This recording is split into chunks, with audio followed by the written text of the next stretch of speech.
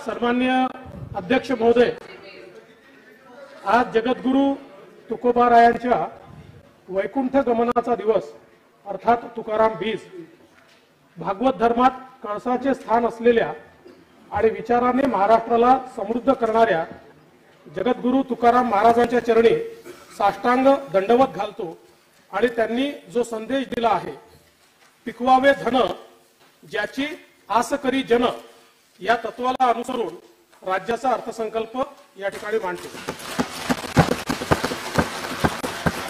काल जागतिक महिला दिन झाला आणि उद्या तिथीप्रमाणे छत्रपती शिवाजी महाराजांची जयंती, क्रांतिज्योती सावित्रीबाई फुलेंचा स्मृती दिन, भारताच्या स्वातंत्र्याचे हे अमृत महोत्सवी वर्ष आहे।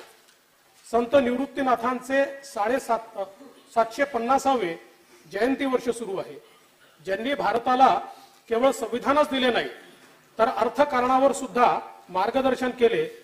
त्या महामानव भारतरत्न डॉक्टर बाबासाहेब आंबेडकर यांनी लिहिलेल्या the problem of the rupee या पुस्तकाचे शताब्दी वर्ष सुद्धा आहे। कितीतरी योग जुळून आले आहे। त्यातच अर्थमंत्री म्हणून माझा आणि महाराष्ट्राच्या अमृत काळातील सुद्धा हा पहिला सन 2023-24चा अर्थसंकल्प लोकशाहीच्या सर्वोच्च व्यासपीठावर सादर करताना मला अत्यानंद होतो आहे। हिंदवी स्वराज्याचे संस्थापक छत्रपती शिवाजी महाराजांच्या शिवसकानुसार शिवराज्याभिषेकाचे हे 350वे वर्ष आहे। छत्रपती शिवाजी महाराजांच्या स्वप्नातील सुराज्याची निर्मिती करण्यासाठी शासनाची पुढील वाटचाल असेल। 2 ते 9 जून 2023 या कालावधीमध्ये शिवराज्याभिषेक महोत्सव आयोजित करण्यात येणार असून त्याकरता 350 कोटी रुपये एवढा निधी उपलब्ध करून देण्यात येईल। आंबेगाव तालुका हवेली जिल्हा पुणे येथे छत्रपती शिवाजी महाराज संकल्पना उद्यान उभारण्यासाठी 50 कोटी रुपये निधी देण्यात येत आहे। याच धर्तीवर मुंबई, अमरावती, नाशिक, छत्रपती संभाजीनगर आणि नागपूर येथे दृकश्राव्य माध्यम सुविधेसह सार्वजनिक उद्याने विकसित करण्यात येतील। या उद्यानांमध्ये छत्रपती शिवाजी महाराजांची जीवनगाथा प्रदर्शित करण्यात येईल। यासाठी 250 कोटी रुपये निधी देण्यात येईल। छत्रपती शिवाजी महाराजांचे जन्मस्थान किल्ले शिवनेरीवर महाराजांच्या जीवन चरित्रावर संग्रहालय उभारण्यात येईल। शिवकालीन किल्ल्यांच्या संवर्धनाकरता 300 कोटी रुपये निधी उपलब्ध करून देण्यात येईल। भारत विकसित राष्ट्र व्हावे हा माननीय पंतप्रधान महोदयांचा निर्धार असून त्या दृष्टीने 2027 पर्यंत भारताच्या अर्थव्यवस्थेचे आकारमान 5 ट्रिलियन व्हावे हे त्यांचे उद्दिष्ट आहे। त्यात $1 ट्रिलियन वाटा महाराष्ट्राचा असावा असा आमचा संकल्प आहे। यासाठी आर्थिक सल्लागार परिषदेची स्थापना करून त्यात उद्योग क्षेत्रातील प्रमुख व्यक्तींचा समावेश करण्यात आला आहे। राज्याच्या जलद आणि सर्वसमावेशी विकासासाठी नीती आयोगाच्या धर्तीवर महाराष्ट्र इन्स्टिट्यूशन फॉर ट्रान्सफॉर्मेशन मित्र ही संस्था स्थापन करण्यात आली आहे। केंद्र सरकारच्या यंदाच्या अर्थसंकल्पात महाराष्ट्रातील विविध प्रकल्पांसाठी 36,000 कोटीहून अधिकची तरतूद झाली। मी माननीय पंतप्रधान नरेंद्र मोदीजी यांचे महाराष्ट्राच्या जनतेच्या वतीने मनपूर्वक आभार मानतो। अमृत काळातील राज्याचा हा पहिला अर्थसंकल्प 5 ध्येयांवर आधारित असून पंचामृत असा आहे। ते पुढील प्रमाणे: पहिले अमृत शाश्वत शेती, समृद्ध शेतकरी; दुसरे अमृत महिला, आदिवासी, मागासवर्ग, ओबीसी सह सर्व समाज घटकांचा सर्वसमावेशक विकास; तिसरे अमृत भरीव भांडवली गुंतवणुकीतून पायाभूत सुविधा विकास; चौथे अमृत रोजगार निर्मिती, सक्षम कुशल रोजगारक्षम युवा; पाचवे अमृत पर्यावरण पूरक विकास। मी आता पहिल्या अमृताकडे जातो, शाश्वत शेती, समृद्ध शेतकरी। जगद्गुरु तुकाराम महाराज म्हणतात, एका बीजा केला नास, मग भोगिले कणीस। एक बीज पेरले की त्यातून असंख्य कणस तयार होतात। आज मात्र हवामान बदल, अवकाळी, अवर्षण अशा असंख्य समस्यांनी अन्नदाता ग्रासला आहे। शाश्वत शेतीसाठी अनेक उपाय होत असले तरी त्याला हमी आवश्यक आहे. कायम शेतकऱ्यांच्या पाठीशी उभे राहण्याचीच आमची भूमिका आहे. यावर्षी अडचणीत असलेल्या कांदा उत्पादक शेतकऱ्यांना आवश्यक ती मदत केली जाईल. अन्नदाता बळीराजाच्या उत्पन्न वाढीसाठी माननीय पंतप्रधानांच्या संकल्पनेतून साकारलेला प्रधानमंत्री कृषी सन्मान निधी योजनेत राज्य शासनाच्या अनुदानाची भर घालणारी नमो शेतकरी महासन्मान निधी ही योजना मी जाहीर करतो. या योजनेत केंद्र सरकारच्या प्रतिवर्ष प्रति शेतकरी 6,000 रुपयात राज्य सरकार आणखी 6,000 रुपयाची भर घालेल. त्यामुळे राज्यातील शेतकऱ्यांना 12,000 रुपये प्रतिवर्षी मिळतील. याचा लाभ 1,15,00,000 शेतकरी कुटुंबांना त्या ठिकाणी होणार आहे. यासाठी सन 2023-24 मध्ये 6,900 कोटी रुपये इतका नियतव्यय प्रस्तावित आहे. केंद्र सरकारच्या 2016च्या प्रधानमंत्री पीक विमा योजनेत विमा हप्त्याच्या 2% रक्कम शेतकऱ्याने भरण्याची तरतूद आहे. आता हा भार सुद्धा शेतकऱ्यावर न ठेवता त्याच्या हिस्स्याचा विमा हप्ता राज्य सरकार भरेल. शेतकऱ्यांना केवळ 1 रुपया भरून प्रधानमंत्री पीक विम्याच्या पोर्टलवर नोंदणी करता येईल. या योजनेत वार्षिक 3,312 कोटी रुपये तरतूद राज्य शासनाकडून करण्यात येईल. महात्मा ज्योतिराव फुले शेतकरी कर्जमुक्ती योजनेत गेल्या 2 अर्थसंकल्पात जाहीर झालेल्या पण न दिलेल्या नियमित पीक कर्ज परतफेड करणाऱ्या शेतकऱ्यांना 50,000 रुपयापर्यंत प्रोत्साहनपर लाभ देण्यात आला आहे.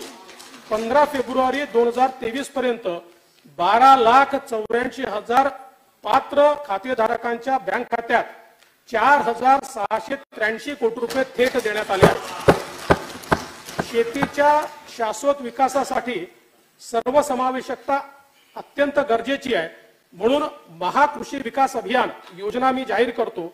यात पीक फळपीक या मूलभूत घटकाच्या उत्पादनापासून तर मूल्यवर्धनापर्यंतची प्रक्रिया तसेच तालुका जिल्हानिहाय शेतकरी गट समूहांसाठी एकात्मिक पीक आधारित प्रकल्प आराखडा तयार केला जाईल.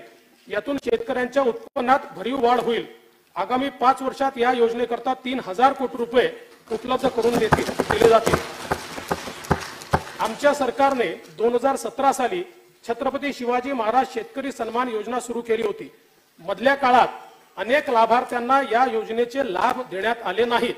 छत्रपती शिवाजी महाराज शेतकरी सन्मान योजनेच्या उर्वरित पात्र शेतकऱ्यांना त्यांचे लाभ देण्यात येतील. धान विक्रीवर प्रति क्विंटल बोनस देण्याची पद्धत प्रचलित आहे. आता नवीन योजनेद्वारे धानाची विक्री न तपासता 7/12च्या नोंदीवरील लागवडीच्या क्षेत्र प्रमाणात धान उत्पादक शेतकऱ्यांना खरीप हंगाम 2022-23 साठी डीबीटी द्वारे 2 हेक्टरच्या मर्यादेत प्रति हेक्टरी 15,000 रुपये प्रोत्साहनपर रक्कम देण्याचा निर्णय घेण्यात आला आहे. जून 2015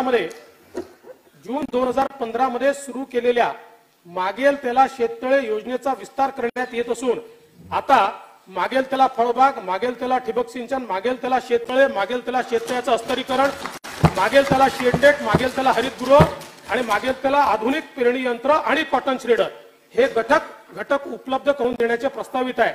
या योजनेकरता सन 23-24 मध्ये 1,000 कोटी रुपयाचा नियतव्यय प्रस्तावित आहे. सुमारे 200 कोटी रुपयाच्या भागभांडवलासह कोकणासाठी काजू बोर्डाची निर्मिती करण्यात आली आहे. सध्या साध्या काजू बोंडूपेक्षा प्रक्रिया केलेल्या बोंडूची किंमत 7 पटीने अधिक आहे. उत्पन्न वाढीसाठी कोकणामध्ये काजू बोंडू प्रक्रिया केंद्र स्थापन करण्यात येतील. काजूच्या लागवडीपासून प्रक्रिया आणि विक्रीपर्यंत शेतकऱ्यांना सहाय्य करण्यासाठी काजू फळ विकास योजना संपूर्ण कोकण, कोल्हापूर जिल्ह्यातील चंदगड आणि आजरा या तालुक्यात राबवण्यात येईल. आगामी 5 वर्षात या योजनेकरता 1,325 कोटी रुपये एवढी तरतूद करण्यात येईल. अपघातग्रस्त शेतकऱ्यांच्या कुटुंबांना विमा छत्र देण्यासाठी विमा कंपन्यांमार्फत गोपीनाथ मुंडे अपघात विमा योजना राबवण्यात येते. मात्र विमा दावे प्राप्त करण्यासाठी शेतकऱ्यांना पाठपुरावा करावा लागतो. शेतकऱ्यांचा त्रास दूर करण्यासाठी आता राज्य सरकार गोपीनाथ मुंडे शेतकरी सुरक्षा सानुग्रह अनुदान योजना राबवेल। ही सानुग्रह अनुदान योजना असेल आणि या सुधारित योजनेत अपघातग्रस्त शेतकऱ्याच्या कुटुंबास 2 लाखापर्यंत सानुग्रह अनुदान दिले जाईल। नैसर्गिक शेतीला प्रोत्साहन देताना आगामी 3 वर्षात राज्यातील 25 लाख हेक्टर क्षेत्र सेंद्रिय शेतीखाली आणण्यात येईल। 1000 जैवनिविष्ठा स्त्रोत केंद्रे स्थापन करून डॉक्टर पंजाबराव देशमुख जैविक शेती मिशनची व्याप्ती वाढवण्यात येईल। याकरता 3 वर्षात 1000 कोटी रुपयाचा निधी दिला जाईल। संयुक्त राष्ट्रसंघाने 2023 हे आंतरराष्ट्रीय तृणधान्य वर्ष म्हणून घोषित केले आहे। आम्ही महाराष्ट्र श्री अन्न अभियान सुरू केले आहे। त्यासाठी 200 कोटी रुपये तरतूद प्रस्तावित आहे। श्री अन्नाच्या उत्पादन वाढीसाठी तंत्रज्ञानाचा प्रसार, पीक प्रात्यक्षिके, यांत्रिकीकरण प्रक्रिया, मूल्य साखळी विकास आणि प्रचार प्रसिद्धीकरण याचा अंतर्भाव आहे। सोलापूर येथे श्री अन्न उत्कृष्टता केंद्र स्थापन करण्यात येईल। कृषी व संलग्न क्षेत्रात अत्याधुनिक तंत्रज्ञानाचे उपयोजन व प्रसार करण्यासाठी नागपूर येथे डॉक्टर पंजाबराव देशमुख कृषी महाविद्यालय आंतरराष्ट्रीय कृषी सुविधा केंद्र स्थापन करण्यात येईल। या केंद्रासाठी 227 कोटी 46 लाख रुपये खर्च अपेक्षित आहे। नागपूर येथील काटोल व कळमेश्वर, मोर्शी, अमरावती मधील मोर्शी आणि बुलढाणा जिल्ह्यात आधुनिक संत्रा प्रक्रिया केंद्र उभारण्यात येतील। याकरता 20 कोटी रुपये निधी उपलब्ध करून दिला जाईल। विदर्भ आणि मराठवाड्यातील 14 विपत्तीग्रस्त जिल्ह्यातील केशरी शिधापत्रिका धारक शेतकऱ्यांना आता अन्नधान्याच्या ऐवजी रोख रक्कम थेट त्यांच्या आधार संलग्न बँक खात्यात देण्यात येईल। ती प्रतिवर्ष प्रति व्यक्ती 1800 रुपये इतकी असेल। नैसर्गिक आपत्तीमुळे नुकसानासाठी गेल्या हंगामात शेतकऱ्यांना एसडीआरएफच्या दुप्पट दराने मदत देण्यात आली। बाधित शेतकऱ्यांना 7093 कोटी रुपये निधी वितरित करण्यात आला। यापूर्वी निकषात नसणाऱ्या सततच्या पावसासाठी मदत मिळत नसे, पण आता ती वर्गवारी करून शेतपीक नुकसानीसाठी ठराविक निकषाने मदत देण्यात येईल। एसडीआरएफ म्हणून द्यावयाच्या मदतीचे वाढीव दर राज्यात 1 नोव्हेंबर 2022 पासून लागू करण्यात आले आहेत। नैसर्गिक आपत्तीमुळे झालेल्या नुकसानीचे पंचनामे वेळेत व्हावेत म्हणून पंचनाम्याबद्दल शेतकऱ्यांच्या तक्रारी येऊ नयेत यासाठी मानवी हस्तक्षेप टाळून माहिती तंत्रज्ञानाची मदत घेऊन मोबाईलद्वारे ई पंचनामा करण्यात येईल। शेतकऱ्यांना पारदर्शक पद्धतीने व तातडीने मदत मिळावी याकरता सर्वेक्षणासाठी उपग्रहाची व ड्रोनची मदत घेऊन संगणकीय प्रणाली वापरली जाईल। कृषी उत्पन्न बाजार समिती असलेल्या ठिकाणी शेतकरी बांधवांना मुक्कामासाठी राष्ट्रसंत तुकडोजी महाराज शेतकरी भवन बांधण्यात येतील। तसेच त्यांच्या जेवणाच्या सोयीसाठी शिवभोजन थाळी त्या ठिकाणी उपलब्ध करून देण्यात येईल। सन 23-24 या वर्षाकरता कार्यक्रम खर्चाकरता कृषी विभागास 3339 कोटी रुपये, मदत व पुनर्वसन विभागास 584 कोटी रुपये, सहकार व पणन विभागास 1106 कोटी रुपये, फलोत्पादन विभागास 648 कोटी रुपये, अन्न व नागरी पुरवठा विभागास 481 कोटी रुपये नियतव्यय प्रस्तावित आहे। देशी गोवंशाचे संवर्धन, संगोपन व संरक्षण व्हावे म्हणून देशी गोवंशाच्या संवर्धनासाठी भ्रूण बाह्य फलन व प्रत्यारोपणाच्या सुविधेत वाढ करण्यात येईल। तसेच अस्तित्वातील कायद्याची योग्य अंमलबजावणी व संनियंत्रण करण्यासाठी महाराष्ट्र गोसेवा आयोगाची स्थापना करण्यात येईल। आयोगाकडून गोवर्धन गोवंश सेवा केंद्र योजना आणि गोमय मूल्यवर्धन योजना ही नवीन योजना राबवण्यात येईल। विदर्भ मराठवाड्यातील 11 जिल्ह्यांमध्ये दुग्ध विकास प्रकल्पाचा दुसरा टप्पा राबवण्यासाठी सन 2023-24 मध्ये 160 कोटी रुपयाचा नियतव्यय प्रस्तावित करण्यात आला आहे। अहमदनगर जिल्ह्यात नवीन पशुवैद्यकीय महाविद्यालय स्थापन करण्यात येईल। राजे यशवंतराव होळकर महामेष योजनेअंतर्गत मेंढी पालनासाठी अनुदान देण्यात येते। या योजनेची प्रभावी अंमलबजावणी करण्यासाठी भरीव निधी देण्यात येईल। राष्ट्रीय सहकार विकास महामंडळाकडून राज्यातील धनगर व तत्सम जमातीतील लाभार्थ्यांना मेंढी शेळी पालनाकरता 10,000 कोटी रुपयांचे बिनव्याजी कर्ज उपलब्ध करून देण्याची साठी महाराष्ट्र मेंढी व शेळी सहकार विकास महामंडळाची स्थापना करण्यात येईल। या महामंडळाचे मुख्यालय अहमदनगर या ठिकाणी राहील। धनगर समाजाच्या उन्नतीकरता शासनाने 2019 मध्ये आदिवासी उपयोजनेच्या धर्तीवर वेगवेगळ्या 22 योजना राबवण्याचा 1000 कोटी रुपये किमतीचा कार्यक्रम हाती घेतला होता। सदर कार्यक्रम पूर्ण करण्यासाठी आवश्यक तो निधी सर्वसाधारण योजनेतनं, आदिवासी योजनेतनं नाही, सर्वसाधारण योजनेतनं उपलब्ध करून देण्यात येईल। या योजनांचे संनियंत्रण मंत्रिमंडळाने प्राधिकृत केलेली शक्ती प्रदत्त समिती करेल। प्रकल्पबाधित मच्छीमारांना नुकसान भरपाई देण्यासाठी सर्वसमावेशक धोरण करणारे महाराष्ट्र हे पहिले राज्य आहे। प्रकल्पामुळे विस्थापित तसेच तात्पुरत्या प्रभावित मच्छीमार कुटुंबांच्या कल्याणासाठी प्रकल्पाच्या 2% किंवा कमाल 50 कोटी रुपये रकमेचा मत्स्य विकास कोष स्थापन करण्यात येईल। मच्छीमारांना डिझेल अनुदानासाठी यांत्रिक नौकेच्या कमाल 120 अश्वशक्तीच्या इंजिनाची मर्यादा होती। ही मर्यादा आता शासनाने काढून टाकली असून त्यामुळे 85,000 अधिकच्या मच्छीमार बांधवांना आता या योजनेचा लाभ मिळेल आणि अनुदानाचा वर्षानुवर्ष असलेला अनुशेष यावरची पूर्णता दूर करण्यात येईल आणि त्याकरता 269 कोटी रुपयाची तरतूद ही प्रस्तावित केलेली आहे। केंद्र शासनाच्या मदतीने या वर्षापासून पारंपरिक मासेमारी करणाऱ्या मच्छीमार बांधवांसाठी 5 लाख रुपये विमा छत्राची योजना सुरू करण्यात येईल। सन 2023-24 या वर्षासाठी कार्यक्रम खर्चाकरिता पशुसंवर्धन, दुग्ध व्यवसाय व मत्स्य व्यवसाय विभागास 508 कोटी रुपये नियतव्यय प्रस्तावित आहे। मुख्यमंत्री सौर कृषी वाहिनी योजनेअंतर्गत खासगी पडीक जमीन ऊर्जा कंपन्यांना भाडेपट्ट्याने उपलब्ध करून देताना त्या वर्षाच्या निर्धारित केलेल्या किमतीच्या 6% किंवा प्रतिवर्ष 75,000 रुपये प्रति हेक्टर यापैकी जी रक्कम जास्त असेल त्या दराने वार्षिक भाडेपट्टा शेतकऱ्यांना देण्यात येईल।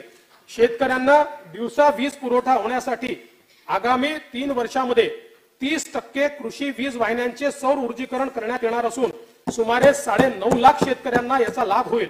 तसेच पंतप्रधान कुसुम योजनेतून पुढील वर्षात 1.5 लाख शेतकऱ्यांना सौर कृषी पंप लावण्यात येतील। प्रलंबित असलेल्या 86,073 कृषी पंप अर्जदारांना वीज जोडण्या तात्काळ देण्यात येतील। उपसा जलसिंचन योजनेतील शेतकऱ्यांना वीज दरात सवलतीची मुदत मार्च 2023 पर्यंत होती, या सवलतीस मार्च 2024 पर्यंत मुदतवाढ देण्यात येईल। विद्युत ट्रान्सफॉर्मर्स नादुरुस्त असल्यामुळे अनेक शेतकरी बांधवांना पाणी असूनही योग्य वेळेत पिकांना संरक्षित सिंचन मिळत नाही, परिणामी उत्पन्नात घट होते। नादुरुस्त ट्रान्सफॉर्मर्स तात्काळ बदलण्यासाठी निरंतर वीज योजना सुरू करण्यात येईल आणि त्यामध्ये ट्रान्सफॉर्मर करता राज्य शासनाच्या वतीने अनुदान दिलं जाईल। उत्तर कोकणातील नार, पार, अंबिका, औरंगा, दमणगंगा, वैतरणा व उल्हास नद्यांच्या उपखोऱ्यातील वाहून जाणारे पाणी हे मुंबई शहर आणि गोदावरी खोऱ्यातील तूट दूर करण्याकरता नदीजोड प्रकल्प राज्य शासनाच्या निधीतून हाती घेण्यात येतील। या प्रकल्पाचा फायदा मराठवाड्यासहित उत्तर महाराष्ट्रातील नाशिक, नगर, जळगाव या जिल्ह्यांना होईल। वैनगंगा खोऱ्यातील पावसाळ्यात वाहून जाणारे पाणी वैनगंगा, नळगंगा, पैनगंगा नदीजोड प्रकल्पातून विदर्भातील नागपूर, वर्धा, अमरावती, यवतमाळ, अकोला, बुलढाणा व वाशिम या जिल्ह्यातील अवर्षण प्रवण क्षेत्रात वळवण्यात येईल। याबाबतच्या सर्व आवश्यक मान्यता देऊन प्रकल्पासाठी विशेष निधीची उभारणी करून लवकरात लवकर ही कामे सुरू करण्यात येतील। तापी खोऱ्यातील नैसर्गिक भूमिगत विस्तीर्ण पाणी साठ्याची पातळी दिवसेंदिवस खाली चालली आहे। पश्चिम विदर्भ आणि उत्तर महाराष्ट्राच्या सिंचनाच्या दृष्टीने महत्त्वपूर्ण असलेल्या तापी महापुनर्भरण प्रकल्पाच्या मंजुरीसाठी केंद्र सरकारकडे पाठपुरावा करण्यात येईल। धाराशिव व बीड जिल्ह्यातील 133 गावांना कृष्णा मराठवाडा सिंचन प्रकल्पाचा लाभ होणार आहे। या प्रकल्पासाठी 11,626 कोटी रुपयांची सुधारित प्रशासकीय मान्यता देण्यात आली आहे। राज्यातील प्रगतीपथावरील 268 सिंचन प्रकल्पापैकी सन 23-24 मध्ये 39 प्रकल्प पूर्ण करण्याचे नियोजन आहे। आमच्या शासनाने मागील 6 महिन्यात 27 प्रकल्पांना सुधारित प्रशासकीय मान्यता दिली आहे। प्रधानमंत्री कृषी सिंचन योजनेतील मंजूर 27 प्रकल्पांपैकी 9 प्रकल्प आता पूर्ण झाले असून सन 23-24 मध्ये 6 प्रकल्प पूर्ण करण्यात येतील। बळीराजा जलसंजीवनी योजनेतील मंजूर 91 प्रकल्पांपैकी 23-24 मध्ये 24 प्रकल्प पूर्ण करण्यात येतील। गोसीखुर्द राष्ट्रीय प्रकल्पास सन 23-24 मध्ये 1500 कोटी रुपये निधी उपलब्ध करून देण्यात येईल। हा प्रकल्प जून 2024 पर्यंत पूर्ण करण्याचे नियोजित केले आहे। कोकणामध्ये सिंचनाच्या सोयी सुविधा निर्माण करण्याकरता एक विशेष कृती कार्यक्रम हाती घेण्यात येईल। तसेच खार भूमी बंधाऱ्यांच्या कामांना गती दिली जाईल। सन 2023-24 या वर्षासाठी कार्यक्रम खर्चाकरता जलसंपदा लाभ क्षेत्र विकास व खार भूमी विकास विभागास 15,066 कोटी रुपये नियतव्यय प्रस्तावित आहे। मराठवाड्याच्या दुष्काळ मुक्तीसाठी सिंचन पिण्याच्या पाण्याच्या सततच्या समस्येवर मात करण्यासाठी छत्रपती संभाजीनगर जिल्ह्यात गंगापूर, वैजापूर व पैठण तालुक्यात जायकवाडी धरणातनं, बीड व लातूर जिल्ह्याकरता जायकवाडी, माजलगाव, ऊर्ध्व मनार या धरणातनं, धाराशिव जिल्ह्यासाठी उजनी, सीना, कोळेगाव, निम्न तेरणा धरणातनं प्रथम, द्वितीय व तृतीय वॉटर ग्रिड निर्माण करण्याची कारवाई सुरू आहे। हर घर जल योजनेअंतर्गत मराठवाडा वॉटर ग्रिडचा प्रस्ताव केंद्र शासनाच्या मान्यतेकरता पाठवण्यात आला आहे। जलजीवन मिशन अंतर्गत 2023-24 मध्ये 17,72,000 कुटुंबांना नळ जोडणी देण्याचे प्रस्तावित असून सुमारे 20,000 कोटी रुपये नियतव्यय याकरता प्रस्तावित आहे। राज्यातील सर्व शहरे जलशाश्वत करण्यासाठी सुवर्ण जयंती नगरोत्थान महाअभियानातून पाणी पुरवठा प्रकल्प हाती घेण्यात येतील।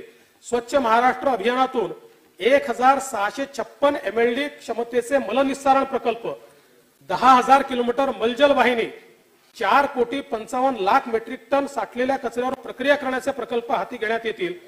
22 नागरी स्थानिक स्वराज्य संस्थांना 124 यांत्रिक रस्ता सफाई वाहने उपलब्ध करून देण्यात येतील। ग्रामीण भागातील घनकचरा व सांडपाणी व्यवस्थापनाअंतर्गत 15,146 गावांमधील कामे पूर्ण करण्यात येतील। सन 23-24 मध्ये या वर्षासाठी कार्यक्रम खर्चासाठी पाणी पुरवठा व स्वच्छता विभागास 3,545 कोटी रुपये इतका नियतव्यय प्रस्तावित केला आहे। यावर्षी अल निनोच्या परिणामामुळे मान्सूनचा पाऊस सरासरीपेक्षा कमी होण्याची शक्यता वर्तवली जात आहे। त्यामुळे पावसाच्या प्रत्येक थेंबातून जलसंवर्धन आवश्यक आहे। 2015 ते 19 या काळात 22,500 गावांमध्ये जलयुक्त शिवार अभियान राबवण्यात आले। 20,544 गावे जलस्वयंपूर्ण होऊन 27 लाख सहस्त्र घनमीटर पाणी साठा क्षमता निर्माण झाली। 29 लाख हेक्टर शेतीला संरक्षित सिंचन सुविधा मिळाली। अफाट लोकप्रिय आणि यशस्वी ही योजना गेल्या काळात बंद करण्यात आली। शेतकऱ्याच्या कल्याणासाठी आता पुन्हा जलयुक्त शिवार योजना 2 प्रारंभ करून 5,000 गावांमध्ये ती राबवण्यात येईल। 2017 मध्ये प्रारंभ करण्यात आलेल्या गाळमुक्त धरण गाळयुक्त शिवार योजनेतून 8,500 जलसाठ्यातून 7 कोटी घनमीटर गाळ काढण्यात आला। 12,500हून अधिक गावात 66,000 पेक्षा अधिक शेतकऱ्यांच्या शेतात तो टाकण्यात आला। त्यामुळे शेतीच्या उत्पादकतेत वाढ आणि धरणाच्या साठवण क्षमतेत भरीव वाढ असे दुहेरी उद्देश सफल झाले। जलसाठ्यांमधून अजून 44 कोटी घनमीटर गाळ असल्याचा अंदाज आहे। या योजनेस पुढील 3 वर्षासाठी मुदतवाढ देण्यात येते आहे। सन 2023-24 मध्ये कार्यक्रम खर्चाकरता मृदू व जलसंधारण विभागास 3,886 कोटी रुपये इतका निधी प्रस्तावित आहे। प्रथम अमृत शाश्वत शेती समृद्ध शेतकरी या कार्यक्रम खर्चाकरता एकूण 29,163 कोटी रुपयाची तरतूद उपलब्ध करून देण्यात येत आहे। आता मी पंचामृतापैकी द्वितीय अमृतकडे वळतो। द्वितीय अमृत महिला, आदिवासी, मागासवर्ग, ओबीसी या सर्व समाज घटकांचा सर्वसमावेशक विकास। अध्यक्ष महोदय, काल 8 मार्च रोजी जागतिक महिला दिन साजरा करण्यात आला। राष्ट्राची प्रगती ही महिला सक्षमीकरणाच्या आधारे ठरवली जाते। त्यासाठी आम्ही 4थे सर्वसमावेशक महिला धोरण घोषित करणार आहोत। जगद्गुरु तुकाराम महाराज म्हणतात, लाडकी लेक मी संताची, मजवरी कृपा बहुतांची। मुलींच्या सक्षमीकरणाकरता लेक लाडकी ही नवीन योजना सुरू करण्यात येईल। पिवळ्या व केशरी रेशन कार्ड धारक कुटुंबातील मुलीच्या जन्मानंतर 5,000 रुपये, इयत्ता 4थीत 4,000 रुपये, 6वीत 6,000 रुपये, 11वीत 8,000 रुपये अनुदान दिले जाईल। लाभार्थी मुलीचे वय 18 पूर्ण झाल्यानंतर तिला 75,000 रुपये रोख त्या ठिकाणी देण्यात येतील।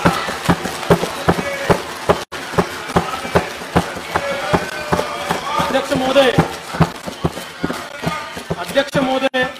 महिलांना राज्य परिवहन महामंडळाच्या बस प्रवास तिकीट दरात सरसकट 50% सवलत देण्यात येईल. महिला खरेदीदाराला निवासी घटकाच्या खरेदीत मुद्रांक शुल्कामध्ये 1% सवलत देण्यात आली आहे. सध्याच्या अटीनुसार 15 वर्षापर्यंत महिलेला पुरुष खरेदीदारास निवासी घटकाची विक्री करता येत नाही. सदर अट शिथिल करण्यात येईल. तसेच महिलांना अन्य करात सवलतीची घोषणा भाग 2 मध्ये मी करणार आहे. बचत गटांच्या माध्यमातून 37 लाख ग्रामीण महिलांना उपजीविकेची साधने उपलब्ध करून देण्यात आली आहेत. बचत गटांच्या माध्यमातून लातूर जिल्ह्यामध्ये बांबू क्लस्टर, कोल्हापूर जिल्ह्यामध्ये कोल्हापुरी चप्पल क्लस्टर हे विकसित करण्यात येईल. केंद्र शासनाने अर्थसंकल्पात घोषित केल्याप्रमाणे मुंबई येथे युनिटी मॉलची स्थापना करण्यात येईल, ज्यामध्ये बचत गटांना जागा देण्यात येईल. राज्यात सुमारे 81,000 आशा स्वयंसेविका, 3,500 गटप्रवर्तक कार्यरत आहेत. आशा स्वयंसेविकेचे सध्याचे मानधन 3,500 रुपये तर गटप्रवर्तकांचे मानधन 4,700 रुपये आहे. या मासिक मानधनात प्रत्येकी 1,500 रुपये एवढी वाढ करण्यात येत आहे. अंगणवाडी सेविकांचे मानधन 8,325 रुपयावरून 10,000 रुपये करण्यात येत आहे. मिनी अंगणवाडी सेविकांचे मानधन 5,975 वरून 7,200 रुपये आणि अंगणवाडी मदतनीसांचे मानधन 4,425 वरून 5,500 रुपये करण्यात येते आहे. महिलांच्या सुरक्षित आणि सुविधाजनक प्रवास आणि पर्यटनासाठी महिला केंद्रित पर्यटन धोरण तयार करण्यात येईल. देशाच्या सामाजिक आर्थिक प्रगतीशील बदलांमुळे शहरी भागात नोकरी करता अनेक महिला त्यांचे घर सोडून राहतात. अशा नोकरी करणाऱ्या महिलांसाठी केंद्र शासनाच्या मदतीने नवीन 50 वसतिगृहे सुरू करण्यात येतील. सध्या राबविण्यात येत असलेल्या अडचणीत सापडलेल्या महिलांसाठी किंवा लैंगिक शोषणापासून मुक्त केलेल्या महिलांसाठी, कौटुंबिक समस्याग्रस्त महिलांसाठी स्वाधार व उज्ज्वला या 2 योजना एकत्रित करून केंद्र शासनाच्या मदतीने शक्ती सदन ही नवी योजना सुरू करण्यात येईल. या योजनेमध्ये पीडित महिलांना आश्रय, विधी सेवा, आरोग्य सेवा, समुपदेशन इत्यादी सेवा देण्यात येतील. या योजनेअंतर्गत नवीन 50 शक्ती सदन सुरू करण्यात येतील. यात 60% केंद्र सरकार देणार आणि 40% राज्य सरकार देणार आहे. महिलांच्या आरोग्यासाठी माता सुरक्षित तर घर सुरक्षित अभियानाअंतर्गत 4 कोटी महिला व मुलींची आरोग्य तपासणी व औषधोपचार करण्यात येतील. राज्यातील अंगणवाडी, मिनी अंगणवाडी सेविका, मदतनीस यांची रिक्त असलेली सुमारे 20,000 पदे भरण्यात येतील. सन 23-24 वर्षासाठी कार्यक्रम खर्चाकरता महिला व बाल विकास विभागास 2,843 कोटी रुपये नियतव्यय प्रस्तावित आहे. आता मी आरोग्याच्या दृष्टीने अत्यंत महत्वाची घोषणा करतो आहे. महात्मा ज्योतिराव फुले जनआरोग्य योजनेत उपचाराची मर्यादा वार्षिक 1.5 लाखावरून 5 लाख रुपये करण्यात येते.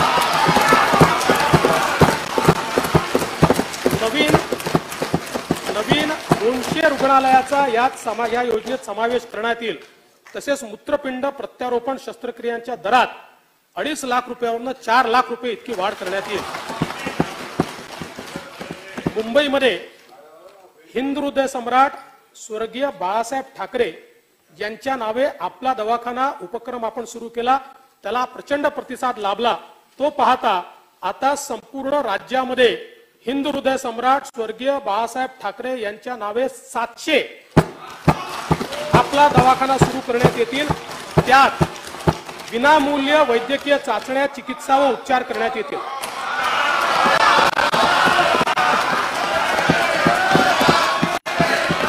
सन 2023-24 या वर्षासाठी कार्यक्रम खर्चाकरिता सार्वजनिक आरोग्य विभागास 3,501 कोटी रुपये नियतव्यय प्रस्तावित आहे.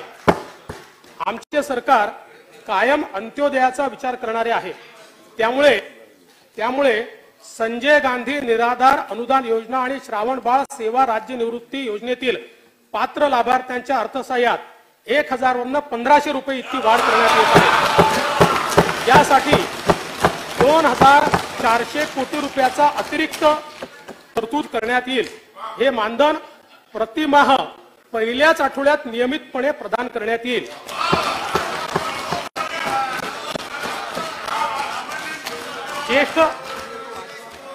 ज्येष्ठ नागरिकांकरता प्रत्येक महानगरपालिका क्षेत्रात विरंगुळा केंद्रे स्थापित करण्यात येतील। ज्येष्ठ नागरिकांसाठी राष्ट्रीय वयोश्री योजनेचा राज्य शासनाकडून विस्तार करून वयोवृद्धांसाठी वैद्यकीय उपकरणे व अन्य सुविधा उपलब्ध करून देण्यात येतील। त्यामुळे लाभार्थ्यांच्या संख्येत मोठ्या प्रमाणात वाढ होईल। राष्ट्रीय अन्न सुरक्षा अधिनियमाखाली लाभार्थी कुटुंबांना दीपावली निमित्त फक्त 100 रुपयात प्रत्येकी 1 किलो रवा, चणा डाळ, साखर आणि 1 लिटर खाद्यतेल असा शिधा देण्यात आला। आता गुढीपाडवा डॉक्टर बाबासाहेब आंबेडकर जयंती निमित्त 1,63,00,000हून अधिक कुटुंबांना आनंदाचा शिधा वाटप करण्यात येईल। याकरता 473 कोटी रुपये खर्च येईल। सर्व समाज घटकांना सोबत घेऊन आमची कायम वाटचाल राहिली आहे। जगद्गुरु तुकाराम महाराज यांनीही तेच तत्व सांगितले आणि त्यांच्या शब्दात सांगायचे झाले, सकळांसी येते आहे अधिकार। हेच आमच्या सरकारचेही ब्रीदवाक्य आहे।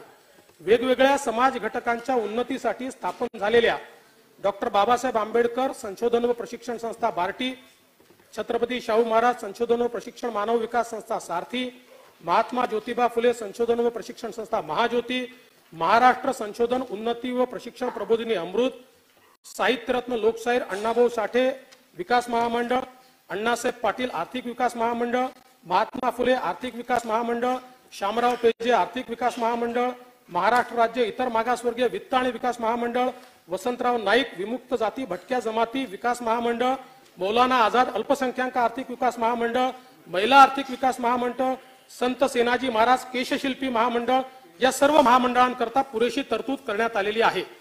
लिंगायत समाजातील तरुण, सुशिक्षित, बेरोजगार व नवउद्योजकांना स्वयंउद्योगी अर्थसहाय्य देण्यासाठी जगत ज्योती महात्मा बसवेश्वर आर्थिक विकास महामंडळ, तसंच गुरव समाजासाठी संत काशीबा गुरव युवा आर्थिक विकास महामंडळ, रामोशी समाजासाठी राजे उमाजी नाईक आर्थिक विकास महामंडळ, वडार समाजासाठी पैलवान कैलासवासी मारुती चव्हाण वडार आर्थिक विकास महामंडळ यांची महाराष्ट्र राज्य इतर मागासवर्गीय वित्त आणि विकास महामंडळांतर्गत स्थापना करण्यात येईल। ही महामंडळे विविध कल्याणकारी योजना राबवतील। त्यासाठी प्रत्येकी 50 कोटी रुपये अधिकृत भाग भांडवल उपलब्ध करून देण्यात येईल। छत्रपती शाहू महाराज संशोधन प्रशिक्षण व मानव संसाधन विकास संस्थेचे सारथीचे नाशिक येथे विभागीय कार्यालय, सुसज्ज अभ्यासिका तसेच मुलांचे व मुलींचे वसतिगृह सुरू करण्याकरता 50 कोटी रुपये निधी देण्यात येईल। सन 2023-24 या वर्षाकरता कार्यक्रम खर्चाकरता सामाजिक न्याय व विशेष सहाय्य विभागास 16,494 कोटी रुपये व इतर मागास बहुजन कल्याण विभागास 3,996 कोटी रुपये इतका नियतव्यय उपलब्ध करून देण्यात आला आहे। आमच्या शासनाने 15 डिसेंबर 2022 रोजी स्वतंत्र दिव्यांग कल्याण विभाग निर्माण केला। या विभागाकडून दिव्यांगांचे शिक्षण, पुनर्वसन, रोजगार, स्वयंरोजगार या संबंधी कार्यक्रमांची अंमलबजावणी करण्यात येईल। आदिवासी विभागाच्या माध्यमातून 250 शासकीय आदिवासी आश्रमशाळांना आदर्श आश्रमशाळा म्हणून दर्जोन्नत करण्यात येईल। अनुसूचित जमातीच्या पीएचडी करणाऱ्या 100 विद्यार्थ्यांना दरवर्षी अधिक छात्रवृत्ती योजना राबवण्यात येईल।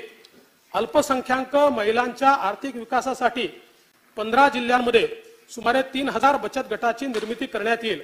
बचत गटातील महिलांना कौशल्य विकास प्रशिक्षण देण्यात येईल। अल्पसंख्याक समुदायातील उच्च शिक्षण घेणाऱ्या विद्यार्थ्यांच्या शिष्यवृत्तीच्या रकमेत 25,000वरून 50,000 रुपये इतकी वाढ करण्यात आली आहे।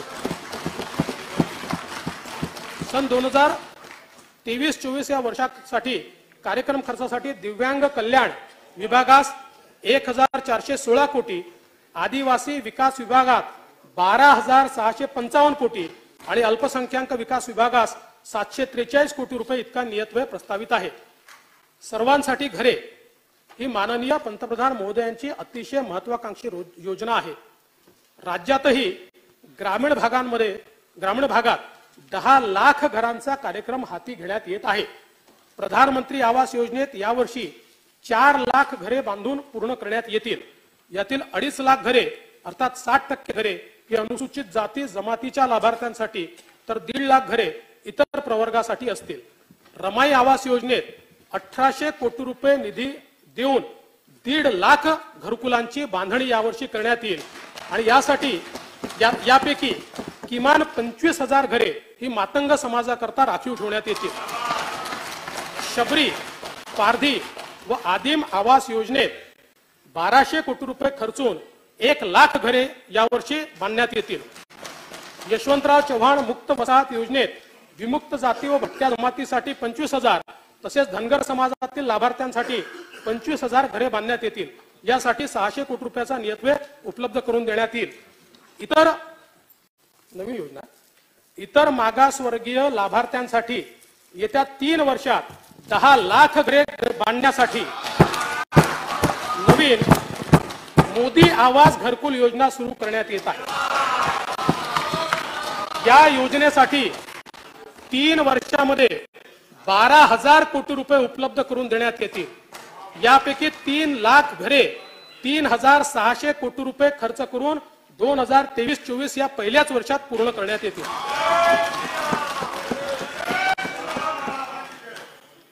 असंघटित क्षेत्रातील 3 कोटीहून अधिक कामगारांना सामाजिक सुरक्षा व कल्याणकारी योजनांचा लाभ देण्यासाठी महाराष्ट्र राज्य असंघटित कामगार कल्याण मंडळ स्थापन करण्यात येईल. राज्यातील ऑटो रिक्षा, टॅक्सी चालक व मालकांसाठी कल्याणकारी योजना राबवण्याकरता महाराष्ट्र राज्य ऑटो रिक्षा टॅक्सी चालक मालक कल्याणकारी महामंडळ स्थापन करण्यात येईल. माती कारिगिरीला आधुनिक तंत्रज्ञानाची जोड देऊन रोजगार निर्मितीस चालना देण्याकरता आमच्या शासनाने सन 2018 मध्ये संत शिरोमणी गोरोबा काका महाराष्ट्र मातीकला मंडळाची स्थापना केली होती. याकरता सन 23-24 मध्ये 25 कोटी रुपये नियतव्यय प्रस्तावित आहे. सन 23-24 या वर्षाकरता कार्यक्रम खर्चाकरता गृहनिर्माण विभागास 1,232 कोटी आणि कामगार विभागास 156 कोटी इतका नियतव्यय प्रस्तावित आहे. द्वितीय अमृत महिला, आदिवासी, मागासवर्ग, ओबीसी सह सर्व समाज घटकांच्या सर्वसमावेशक विकास या कार्यक्रम खर्चाकरता एकूण 43,036 कोटी रुपयाची तरतूद उपलब्ध करून देण्यात येत आहे. आता मी पंचामृतापैकी तृतीय अमृताकडे वळतो. तृतीय अमृत भरीव भांडवली गुंतवणुकीतून पायाभूत सुविधा विकास. जेव्हा देश 5 ट्रिलियन डॉलर अर्थव्यवस्थेकडे झेप घेतोय तेव्हा महाराष्ट्राने सुद्धा त्यात $1 ट्रिलियन अर्थव्यवस्थेचा वाटा उचलण्याचे ठरवले आहे. सन 2028-29 पर्यंत स्थूल देशांतर्गत उत्पन्नात 14.2% 20% इतकी झेप घेण्यासाठी पायाभूत सुविधा निर्मितीवर आमचा भर आहे. यातून राज्याचा समग्र विकास साध्य होणार आहे. हिंदू हृदय सम्राट बाळासाहेब ठाकरे महाराष्ट्र समृद्धी महामार्गाचे 88% काम पूर्ण झाले आहे.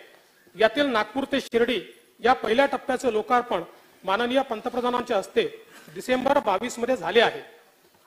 फेब्रुवारी 2023 पर्यंत 10 लाख वाहनांनी या मार्गाचा वापर केला आहे. आता या महामार्गाचा विस्तार करून सिंदखेड राजा नोड पासून शेगाव पर्यंत चौपदरी महामार्ग बांधण्यात येईल. वर्धा जिल्ह्यातील पवनार ते सिंधुदुर्ग जिल्ह्यातील पात्रादेवी असा नागपूर गोवा शीघ्र संचार द्रुतगती महामार्ग अर्थात महाराष्ट्र शक्तीपीठ महामार्गाचा तांत्रिक आणि वित्तीय सुसहाय्यता अहवाल तयार होतो आहे. 760 किलोमीटरच्या या महामार्गामुळे माहूर, तुळजापूर, कोल्हापूर, अंबाजोगाई ही शक्तीपीठे जोडली जाणार आहेत. ओंड्या नागनाथ, परई वैजनाथ ही 2 ज्योतिर्लिंगे, नांदेड येथील तख्त सचखंड श्री हुजूर साहेब गुरुद्वारा, महाराष्ट्राचे आराध्य दैवत असलेल्या विठ्ठल रुक्माईचे पंढरपूर, कारंजा लाड, अक्कलकोट, गाणगापूर, नरसोबाची वाडी, औदुंबर ही तीर्थक्षेत्रे जोडली जातील. हिंगोली, नांदेड, परभणी, बीड, लातूर, धाराशिव अशा 6 जिल्ह्यातून जाणारा हा महामार्ग मराठवाड्यातील अर्थकारणाला भक्कम पाठबळ देईल. वर्धा, यवतमाळ, सोलापूर, सांगली, कोल्हापूर, सिंधुदुर्ग या जिल्ह्यांच्या विकासाला सुद्धा यातून एक मोठी चालना मिळेल. या प्रकल्पावर 86,300 कोटी रुपये एवढा खर्च अपेक्षित आहे. पुणे शहरातील वाहतूक कोंडी कमी करण्याच्या दृष्टीने सुमारे 27,000 कोटी रुपये खर्चून पुणे रिंग रोडचे काम सुरू आहे. सन 22-23 मध्ये 1,000 कोटी रुपये त्याला देण्यात आले आहेत. यावर्षी भूसंपादनासाठी पुरेसा निधी उपलब्ध करून देण्यात येईल. मुंबई पुणे द्रुतगती मार्गावरील खोपोली ते खंडाळा या घाट लांबीतील मिसिंग लिंकच्या बांधकामासाठी 6,695 कोटी रुपये सुधारित किमतीस मान्यता देण्यात आली आहे. या प्रकल्पाचे 60% काम पूर्ण झाले आहे. विरार ते अलिबाग हा 126 किलोमीटर लांबीची बहुउद्देशीय वाहतूक मार्गिका मल्टी मॉडेल लिंक ही अनेक राष्ट्रीय महामार्ग, नवी मुंबई आंतरराष्ट्रीय विमानतळ, जवाहरलाल नेहरू पोर्ट ट्रस्ट, मुंबई पारबंदर प्रकल्प, दिल्ली मुंबई राखीव माल वाहतूक मार्गिका आणि रेवस बंदराला जोडणारी महत्वाची मार्गिका आहे. यामध्ये बस जलद वाहतूक, मेट्रो रेल्वे, पाणी पुरवठा वाहिनी, वायू वाहिनी, सांडपाणी वाहिनी या सर्व बाबींचा समावेश आहे. प्रकल्पाचा अपेक्षित खर्च 40,000 कोटी असून सविस्तर प्रकल्प अहवाल व वित्तीय आराखडा तयार करण्याचे काम प्रगतीपथावर आहे. रायगड जिल्ह्यातील रेवस ते सिंधुदुर्ग जिल्ह्यातील रेडी या सागरी महामार्गाचे काम सुरू असून या प्रकल्पाचा एकूण खर्च 9,573 कोटी रुपये आहे. एशियाई विकास बँक प्रकल्प टप्पा 2 मध्ये सुमारे 4,000 कोटी रुपयातून 468 किलोमीटर लांबीची कामे, हायब्रिड एन्युटी भाग 2 अंतर्गत 90,000 कोटी रुपयातून 7,500 किलोमीटरच्या रस्ते विकासाची कामे हाती घेतली जातील. सन 2023-24 या वर्षात रस्ते आणि पूल यासाठी 14,225 कोटी रुपयाचा नियतव्यय प्रस्तावित असून यातून सुमारे 10,125 किलोमीटर लांबीचे रस्ते सुधारणा व 1,203 पूल व मोऱ्यांची कामे पूर्ण केली जातील.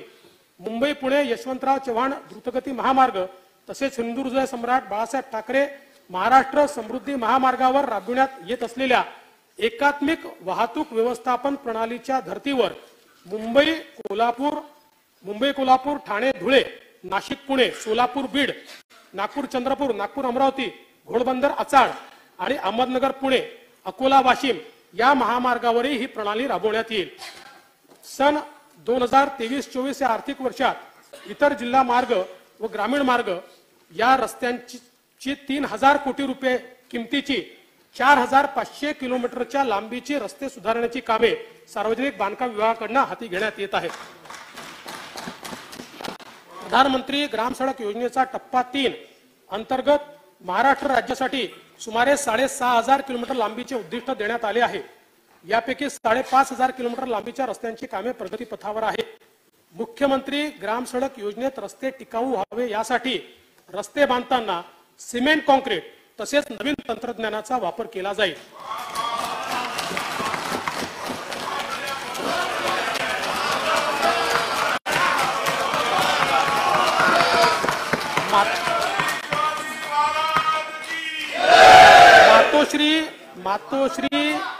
मातोश्री ग्राम समृद्धी पाणंद शेत रस्ते योजनेत सुधारणा करून नवीन योजना सुरू करण्यात येईल.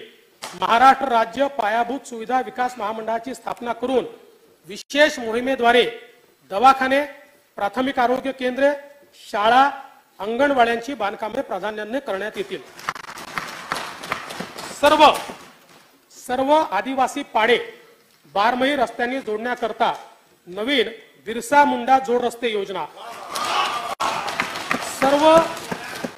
सर्व बंजारा तांडे जोडण्याकरता संत सेवालाल महाराज जोड रस्ते योजना तसेच सर्व धनगर वाड्या वस्त्या जोडण्याकरता यशवंतराव होळकर जोड रस्ते योजना सुरू करण्यात येईल. या योजनेकरिता 4,000 कोटी रुपयाची तरतूद करण्यात येईल. राज्यातील सीमावर्ती भागातील गावांमध्ये रस्ते, वीज, पाणी, शिक्षण, आरोग्य व ग्राम विकासाच्या विविध योजना राबवण्याकरता सर्वंकष कार्यक्रम तयार करण्यात येत आहे. सन 2023-24 या वर्षासाठी कार्यक्रम खर्चाकरता सार्वजनिक बांधकाम विभागास 19,491 कोटी रुपये, ग्राम विकास व पंचायती राज विभागास 8,490 कोटी रुपये व नियोजन व रोजगार हमी विभागास 10,297 कोटी रुपये इतका नियतव्यय प्रस्तावित आहे. नागपूर मेट्रोच्या पहिल्या टप्प्यात 40 किलोमीटरचा मार्ग वाहतुकीसाठी खुला करण्यात आला। दुसऱ्या टप्प्यातील विस्तारीकरणाला केंद्र सरकारने मान्यता दिली असून एकूण 43.80 किलोमीटर लांबीच्या प्रकल्पाचे काम 6,708 कोटी रुपये खर्च करून सन 23-24 मध्ये हाती घेण्यात येईल। पुण्यातील हिंजवडी ते शिवाजीनगर मेट्रो रेल्वे या 23 किलोमीटरच्या लांबीच्या प्रकल्पाची अंदाजित किंमत 8,313 कोटी रुपये असून काम प्रगतीपथावर आहे। नवीन मेट्रो प्रकल्प हाती घेण्याचे प्रस्तावित असून ठाणे शहराचा वर्तुळाकार मेट्रो रेल्वे प्रकल्प, नाशिक मेट्रो नियो प्रकल्प, पुणे मेट्रोच्या पिंपरी चिंचवड ते निगडी कॉरिडॉर, स्वारगेट ते कात्रज मेट्रो प्रकल्प केंद्र शासनाच्या मान्यतेला पाठवलेले आहेत। केंद्र शासनाची मान्यता प्राप्त झाल्यानंतर या प्रकल्पाची कामे सुरू करण्यात येतील। केंद्र शासनाच्या अर्थसंकल्पात महाराष्ट्रातील रेल्वे प्रकल्पांसाठी यापूर्वी कधी झाली नाही एवढी 13,539 कोटी रुपयाची भरीव तरतूद करण्यात आली आहे। याबद्दल मी माननीय पंतप्रधान महोदयांचे राज्यातील जनतेच्या वतीने आभार मानतो। राज्याच्या ग्रामीण विशेषतः अविकसित भागात रेल्वे प्रकल्प गतीने पूर्ण करण्याचा शासनाचा मानस असून यापूर्वी बंद करण्यात आलेला 50% राज्य हिस्सा देण्याचे धोरण हे या राज्य शासनाने स्वीकारले आहे। अहमदनगर, बीड, परळी, वैजनाथ, वर्धा, यवतमाळ, नांदेड, वडसा, देसाईगंज, गडचिरोली, नागपूर, नागबीड या मार्गाची कामे विविध टप्प्यात असून केंद्र सरकारने कल्याण मुरबाड या नवीन रेल्वे मार्गाला मान्यता दिली आहे। नाशिक पुणे या सेमी हायस्पीड रेल्वे प्रकल्पाला निधी उपलब्ध करून देण्यात येईल। सोलापूर, तुळजापूर, धाराशिव या 84 किलोमीटर नवीन ब्रॉडगेज मार्गासाठी राज्य हिस्सा म्हणून 452 कोटी रुपये देण्यात येतील। त्याचप्रमाणे नांदेड, बिदर, फलटण, पंढरपूर आणि खामगाव, जालना तसेच वरोरा, चिमूर, कांपा या 4 नवीन रेल्वे प्रकल्पांसाठी सुद्धा 50% राज्य हिस्सा प्रदान केला जाईल। राज्यात सुमारे 2,500 रेल्वे फाटके आहेत। सेतुबंधन कार्यक्रमाअंतर्गत उड्डाणपूल, भुयारी मार्ग बांधण्यात येतील। सध्या 100 कामे होत असून 2023 पर्यंत 25 उड्डाणपूल सुरू होतील। 23-24 मध्ये आणखी 25 उड्डाणपूल सुरू करण्यात येतील।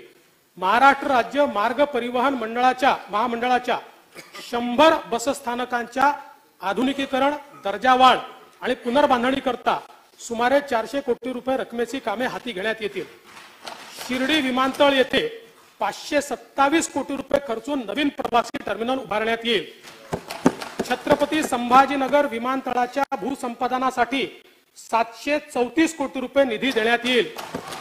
नागपूर आंतरराष्ट्रीय विमानतळाचा विस्तार तसेच पुणे येथील पुरंदर येथील नवीन आंतरराष्ट्रीय विमानतळाचे नियोजन सुरू आहे। नागपुरातील मिहान प्रकल्पासाठी 100 कोटी रुपये निधी देण्यात येईल। अमरावतीतील बेलोरा आणि अकोल्यातील शिवणी येथे विमानतळाच्या विकासाची कामे हाती घेण्यात येत आहेत। आमचे आदर्श महामानव भारतरत्न डॉक्टर बाबासाहेब आंबेडकर यांच्या दादर मुंबई येथील स्मारकाचे काम एप्रिल 2025 पर्यंत पूर्ण करण्यात येईल। या कामासाठी 349 कोटी रुपये निधी शासनाने उपलब्ध करून दिला असून उर्वरित 741 कोटी रुपये निधी उपलब्ध करून देण्यात येईल। शिवाजी पार्क दादर येथील हिंदू हृदय सम्राट बाळासाहेब ठाकरे यांच्या स्मारकाच्या पहिल्या टप्प्याचे काम मे 2023 अखेर पूर्णत्वास जाईल। यासाठी राज्य शासनाकडून 351 कोटी रुपये उपलब्ध करून देण्यात येतील।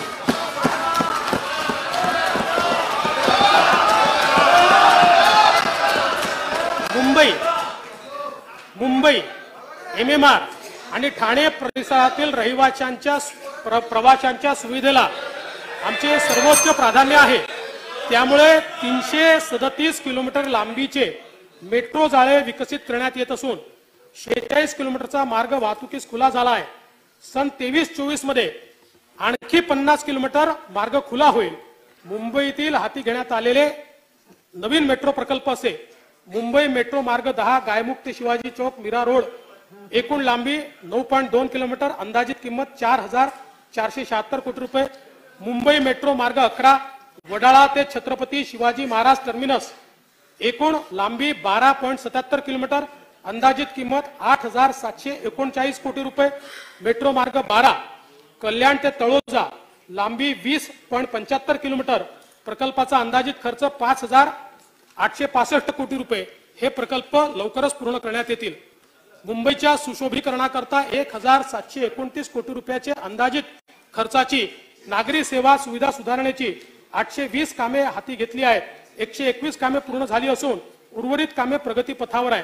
मुंबई महानगर क्षेत्र विकास प्राधिकरणामार्फत पारसिक हिल बोगदा, मीरा भाईंदरला पाणी पुरवठा, मुंबई पारबंदर प्रकल्पाचे काम आणि विविध उड्डाणपुलाची कामे यावर्षी पूर्णत्वास येतील. मुंबई सभोवताल जलवाहतुकीसाठी ठाणे व वसई खाडी एकमेकाला जोडण्याचे 424 कोटी रुपये किमतीचे काम हाती घेण्यात येत आहे. गेटवे ऑफ इंडिया जवळ रेडिओ क्लब नजीक प्रवासी जलवाहतुकीसाठी जेटी आणि संबंधित सुविधा उभारण्याकरता 162 कोटी 20 लाख रुपये किमतीच्या प्रकल्पास मान्यता देण्यात आली आहे. त्यामुळे दक्षिण मुंबईहून कल्याण, डोंबिवली, ठाणे, वसई खाडी, नवी मुंबई अशी जलमार्गाने प्रवासी वाहतूक शक्य होणार आहे. सन 2023-24 या वर्षाकरता कार्यक्रम खर्चासाठी नगर विकास विभागास 9,725 कोटी रुपये, परिवहन व बंदरे विभागास 3,746 कोटी आणि सामान्य प्रशासन विभागास 1,310 कोटी रुपये इतका नियतव्यय प्रस्तावित आहे. तृतीय अमृत भरीव भांडवली गुंतवणुकीतून पायाभूत सुविधा विकास यासाठी कार्यक्रम खर्चाकरता एकूण 53,058 कोटी रुपये 55 लाख रुपयांची तरतूद करण्यात आली आहे. आता मी पंचामृतापैकी चतुर्थ अमृताकडे वळतो. चतुर्थ अमृत रोजगार निर्मिती, सक्षम कुशल रोजगारक्षम युवा. महाराष्ट्राचे नवीन लॉजिस्टिक धोरण तयार करण्यात येत आहे. भारताचे मध्यवर्ती केंद्र असलेल्या दळणवळणाच्या दृष्टीने संपूर्ण भारतातील वाहतुकीचे मध्यवर्ती ठिकाण असणाऱ्या नागपूर येथे 1,000 एकर जमिनीवर लॉजिस्टिक हब तयार करण्याचा शासनाचा मानस आहे. केंद्र शासनाच्या रिड्यूस, रियूज, रिसायकल या तत्वावर आधारित सर्क्युलर इकॉनॉमी पॉलिसीला अपेक्षित उद्योग उभे राहावेत याकरता विशिष्ट क्षेत्र तयार करून राज्यात मुंबई महानगर प्रदेश, नागपूर, पुणे, छत्रपती संभाजीनगर, नाशिक आणि रत्नागिरी या 6 ठिकाणी सर्क्युलर इकॉनॉमी पार्क उभारण्याचा शासनाचा मानस आहे. वस्त्रोद्योग व खनिकर्म क्षेत्राला चालना देण्याकरता सन 2023-24 मध्ये शासन नवीन धोरण जाहीर करेल. औद्योगिक क्षेत्रातील गुंतवणुकीसाठी स्थानिक पातळीवर तसेच डावोस येथे 1,50,000 कोटी रुपयांपेक्षा अधिक रकमेचे गुंतवणुकीचे सामंजस्य करार केले आहेत. सन 23-24 या आर्थिक वर्षात 1,00,000 कोटी रुपयांपेक्षा जास्त थेट परकीय गुंतवणूक प्राप्त होईल, ज्यातून मोठ्या प्रमाणात रोजगार निर्मिती होईल. स्टार्टअप सुरू करण्याकरता आवश्यक प्रशिक्षणासाठी कळंबोली, नवी मुंबई येथे निवासी प्रशिक्षण व संशोधन संस्था उभारण्याचा शासनाचा मानस आहे. राज्य शासनाकडून जेम्स अँड ज्वेलरी संदर्भात नवीन धोरण तयार करण्यात येत आहे. नवी मुंबई येथे भव्य जेम्स अँड ज्वेलरी पार्क उभारण्यात येत आहे.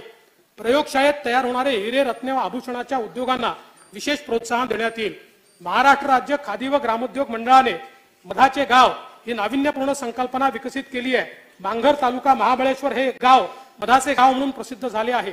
गावातील लोकांना कायमचा रोजगार मिळाला असून मधमाशी संवर्धन झाले आहे. हा उपक्रम राज्यातील इतर जिल्ह्यातही राबवण्यात येईल.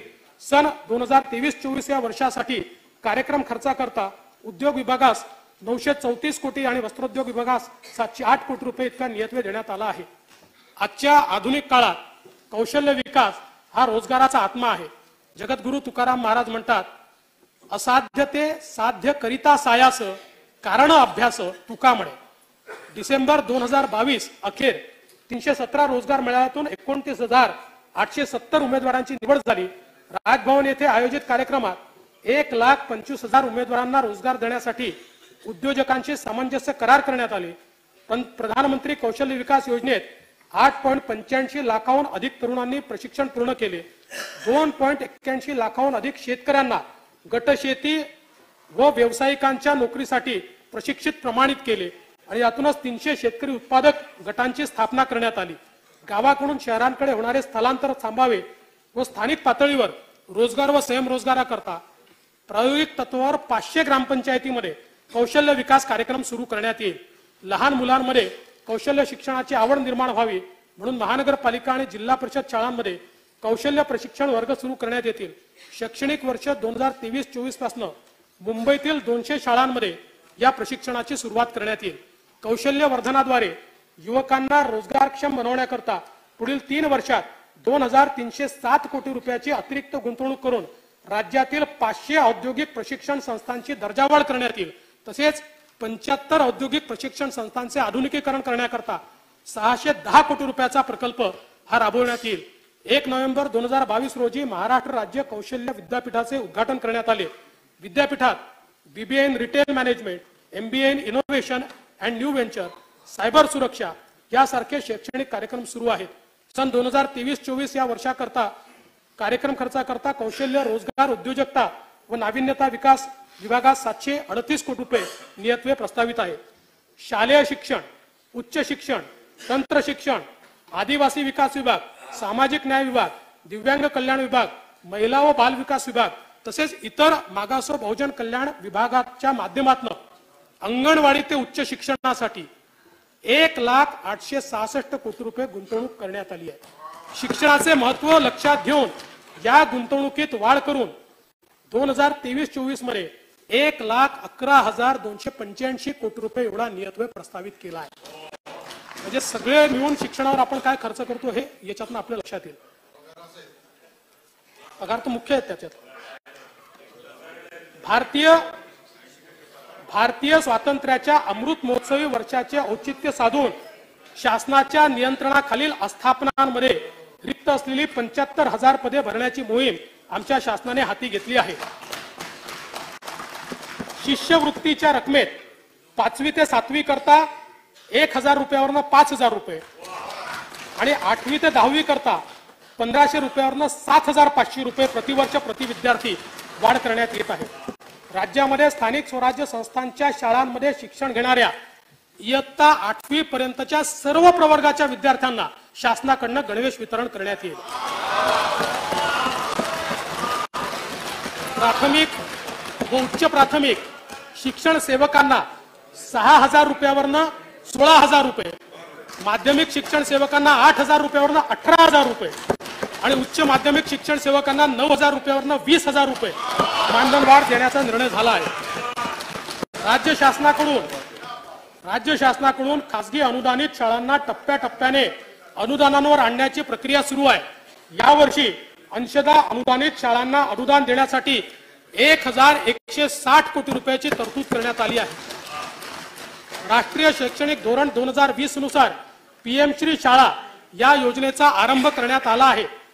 816 शाळांना पीएम श्री शाळा म्हणून विकसित करण्यासाठी पुढील 5 वर्षात 1,534 कोटी रुपये एवढा निधी उपलब्ध करून देण्यात येईल। सन 23-24 या वर्षाकरता शालेय शिक्षण विभागास 2,707 कोटी रुपये इतका नियतव्यय उपलब्ध करून देण्यात आलेला आहे। उद्योगांना आवश्यक व तंत्र शिक्षक मनुष्यबळाची निर्मिती, उद्योगांशी प्रभावी समन्वय आणि नवीन संशोधन यातून रोजगार निर्मितीसाठी 10 उत्कृष्टता केंद्रे स्थापन करण्याचे प्रस्तावित आहे। राज्यात नामांकित शिक्षण संस्थांना विशेष अनुदान देण्यासाठी सन 23-24 या आर्थिक वर्षात 500 कोटी रुपये उपलब्ध करून देण्यात येतील। या संस्था पुढील प्रमाणे आहे: महाराष्ट्र राज्य विधी विद्यापीठ नागपूर, डेक्कन कॉलेज पदव्युत्तर व संशोधन संस्था पुणे, राष्ट्रसंत तुकडोजी महाराज विद्यापीठ नागपूर, शासकीय विदर्भ ज्ञान विज्ञान संस्था Amravati, college of engineering Pune, Gondwana विद्यापीठ गडचिरोली, पुण्यश्लोक अहिल्या देवी होळकर विद्यापीठ सोलापूर, डॉक्टर होमी बाबा राज्य विद्यापीठ आणि मुंबई विद्यापीठ, याशिवाय Lakshmi Narayan institute of technology Nagpur या संस्थेस अभिमत विद्यापीठाचा दर्जा देऊन विशेष अनुदान देण्यात येईल। सन 2023-24 या वर्षाकरता कार्यक्रम खर्चाकरता उच्च व तंत्र शिक्षण विभागास 1,920 कोटी रुपयाचा नियतव्यय उपलब्ध करून देण्यात आला आहे। राज्यामध्ये 14 शासकीय वैद्यकीय महाविद्यालयांची बांधकामे करण्यात येणार असून यात सातारा, अलिबाग, सिंधुदुर्ग, धाराशिव, परभणी, अमरावती, भंडारा, जळगाव, रत्नागिरी, गडचिरोली, वर्धा, बुलढाणा, पालघर आणि ठाणे जिल्ह्यातील अंबरनाथ या 14ही वैद्यकीय महाविद्यालयांचं काम यावर्षी सुरू करण्याचा प्रयत्न करण्यात येणार आहे।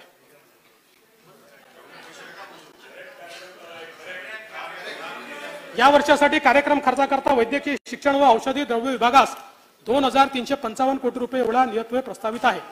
प्रत्येक जिल्ह्यात किमान 500 युवकांना जलपर्यटन, कृषी पर्यटन, कॅरावान पर्यटन, साहसी पर्यटन, शाश्वत पर्यटन तसेच आदर आतिथ्य क्षेत्रात प्रशिक्षण देऊन रोजगारक्षम करण्यात येईल. पैठण येथे संत ज्ञानेश्वर उद्यानाचा नागपूर येथील फुटाळा तलावाच्या धर्तीवर विकास करण्यासाठी आवश्यक तो निधी उपलब्ध करून देण्यात येईल. पर्यटकांची चांगली निवास व्यवस्था व्हावी म्हणून महाराष्ट्र पर्यटन विकास महामंडळाच्या वतीने 10 पर्यटन स्थळांवर टेंट सिटी उभारण्यात येईल. पर्यटनास चालना देण्यासाठी राज्याचा वार्षिक महोत्सव आराखडा तयार करण्यात केला आहे. जव्हारचा भगवान बिरसा मुंडा महोत्सव, नांदेड येथील वीर बाल दिवस महोत्सव, शिवनेरीवरील शिवजन्मोत्सव अशा विविध महोत्सवांचा त्यामध्ये समावेश करण्यात आला आहे. खेळाडूंची कामगिरी उंचावण्यासाठी मिशन लक्षवेध राबविण्यात येईल. बालेवाडी पुणे येथे स्पोर्ट्स सायन्स सेंटर विकसित करण्यात येईल. पुण्यात क्रीडा विद्यापीठ कार्यान्वित झाले. आता छत्रपती संभाजीनगर जिल्ह्यातील वाळुंज येथे 50 कोटी रुपये देऊन नवीन क्रीडा विद्यापीठ स्थापन करण्यात येईल. हनुमान व्यायाम प्रसारक मंडळ अमरावती या क्रीडा क्षेत्रातील नामांकित संस्थेस अभिमत क्रीडा विद्यापीठाचा दर्जा देऊन अनुदान देण्यात येईल. विभागीय क्रीडा संकुल नागपूर येथील कामांकरता 100 कोटी रुपये निधी उपलब्ध करून देण्यात येईल. सन 23-24 या वर्षाकरता कार्यक्रम खर्चाकरता क्रीडा विभागास 491 कोटी व पर्यटन विभागास 1805 कोटी रुपये एवढा नियतव्य प्रस्तावित आहे. चतुर्थ अमृत रोजगार निर्मिती सक्षम कुशल रोजगारक्षम युवा यासाठी कार्यक्रम खर्चाकरता 11,658 कोटी रुपयाची तरतूद उपलब्ध करून देण्यात येत आहे. यानंतर मी पंचामृतापैकी पंचम अमृताकडे वळतो. पंचम अमृत पंचामृत असं आहे, मला सावधानतेने बोलावं लागतं कारण अमृताकडे वळतो म्हटल्यावर तुम्ही काहीतरी भलताच अर्थ काढायचा.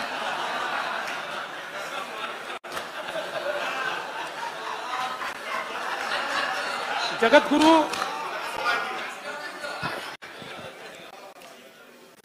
तुकाराम महाराजांनी 5 शब्दात पर्यावरण कसे मांडले पहा. झाडे झुडे जीव सोयरे पाषाण. राज्याचे नेट झिरो उत्सर्जन साध्य करण्यासाठी उपाययोजना करण्यात येतील. राज्याच्या मुख्यतः हरित ऊर्जा क्षेत्रावर भर असून त्याकरता सौर जल व पवन ऊर्जा या क्षेत्रामध्ये गुंतवणुकीचे 30,000 कोटीचे सामंजस्य करार करण्यात आले आहेत. हरित हायड्रोजन, हरित अमोनिया, सौर व पवन ऊर्जा या क्षेत्रात 75,000 कोटी रुपयाची गुंतवणूक अपेक्षित आहे. हवामान बदलाच्या समस्यांचा मुकाबला करण्यासाठी केंद्र शासनाने ग्रीन बॉन्ड मधून 16,000 कोटी रुपये उभारण्याचे ठरवले आहे. राज्यासाठी सन 2024 मध्ये 5,000 कोटी रुपये ग्रीन बॉन्ड मधून उभारण्यात येतील. त्यातून नवीकरणीय ऊर्जा, हरित इमारती, हरित हायड्रोजन, इलेक्ट्रिक मोबिलिटी व चार्जिंग सुविधा इत्यादी उपक्रम हाती घेण्यात येतील. राज्यातील ग्रामपंचायतींचे पारंपरिक ऊर्जेवरील अवलंबित्व कमी करण्यासाठी 20,000 ग्रामपंचायतीत सौर ऊर्जा प्रकल्प उभारण्यात येतील.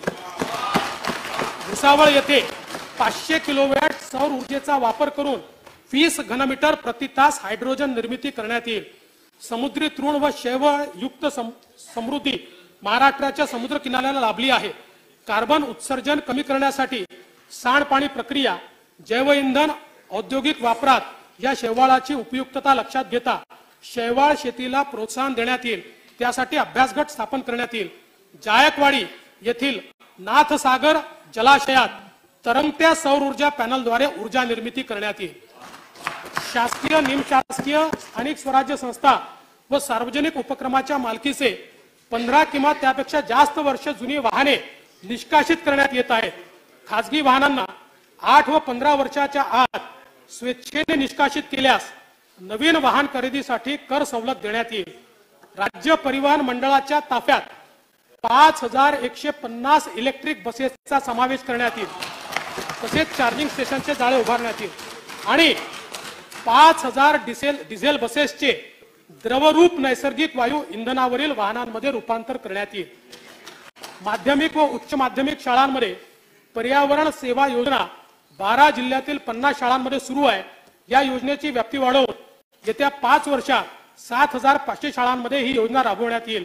स्वातंत्र्याच्या अमृत महोत्सवी पर्वाचे औचित्य साधून सरोवर संवर्धन योजनेत नव्या 75 तलावांचे पर्यावरणपूरक संवर्धनाचे काम हाती घेण्यात येईल. तसेच अमृत सरोवर निर्मितीची योजना 15 ऑगस्ट 23 पर्यंत पूर्णत्वास नेण्यात येईल. प्रत्येक शहरात धार्मिक दृष्ट्या महत्त्वपूर्ण आणि औषधी वृक्षांची अमृत वन उद्याने निर्मित करण्यात येतील. ग्रामीण भागात पर्यावरणपूरक कडुनिंब, वड, उंबर, देशी आंबा आणि बेल या 5 वृक्षांच्या लागवडीतून पंचायतन निर्माण करण्यात येईल. धार्मिक स्थळांच्या परिसरात देवराई तयार करण्यात येईल.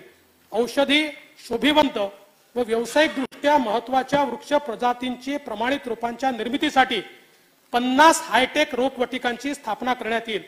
हिंदू हृदय सम्राट बाळासाहेब ठाकरे गोरेवाडा प्राणी संग्रहालयात आफ्रिकन सफारी व पक्षी उद्यान येत्या वर्षी सुरू करण्यात येईल.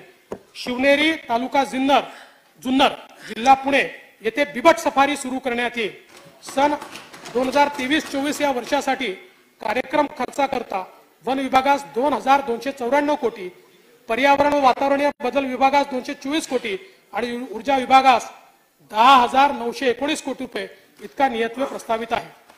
पंचम अमृत पर्यावरण पूरक विकास याकरता एकूण 13,437 कोटी रुपयांची तरतूद करण्यात आली आहे. गुन्ह्याचा शास्त्रीय तपास आणि अपराध सिद्धतेत वाढीसाठी न्याय सहाय्यक वैज्ञानिक प्रयोगशाळा संचालनालयास बळकट करण्यात येईल. न्याय वैद्यक विज्ञान महाविद्यालयाची स्थापना करण्यात येईल. राज्यात 45 ठिकाणी अत्याधुनिक न्याय सहाय्यक मोबाईल युनिट्स देण्यात येतील. मुंबईतील सुरक्षितता आणि गुन्हेगारीला आळा त्यासाठी सीसीटीव्हीचा टप्पा 2 हाती घेण्यात येईल. वाढत्या सायबर गुन्ह्यांना आळा घालण्यासाठी महाराष्ट्र सायबर सुरक्षा प्रकल्प कार्यान्वित करण्यात येईल. कारागृहातील वाढता ताण कमी करण्यासाठी अत्याधुनिक अशी 2 नवीन कारागृहे बांधण्यात येतील. तसेच मुंबई येथील देवनार मानखुर्द येथे 500 मुलामुलींसाठी सर्व सुविधायुक्त बाल सुधारगृह उभारण्यात येईल. सर्व भूकर मापकांना आधुनिक रोहर यंत्रणा पुरवण्यात येईल. मोजणीची प्रक्रिया संपूर्ण ऑनलाईन केली जाईल व मोजणी 90 दिवसात पूर्ण करण्यात येईल. नियोजन प्राधिकरणाकडून परवानगीच्या प्रक्रियेमध्ये बिनशेती रूपांतरण कर भरण्याची सोय असेल. स्वतंत्र अर्ज न करता बांधकाम परवानगी सोबत बिनशेतीची सनद आपोआप निर्गमित होईल. सध्या सेवा कालावधीनुसार कोतवालांना 7,500 रुपये ते 15,000 रुपये दरमहा मानधन देण्यात येते. सर्व 12,793 कोतवालांना यापुढे 15,000 रुपये मानधन देण्यात येईल. सन 23-24 या वर्षाकरता कार्यक्रम खर्चाकरता गृह विभागास 2,187 कोटी, महसूल विभागास 434 कोटी रुपये एवढा नियतव्यय दिला आहे. वाशिम जिल्ह्यातील पोहरादेवी येथे संत सेवालाल महाराज यांचे स्मारक हे बंजारा समाजाचे तीर्थक्षेत्र आहे.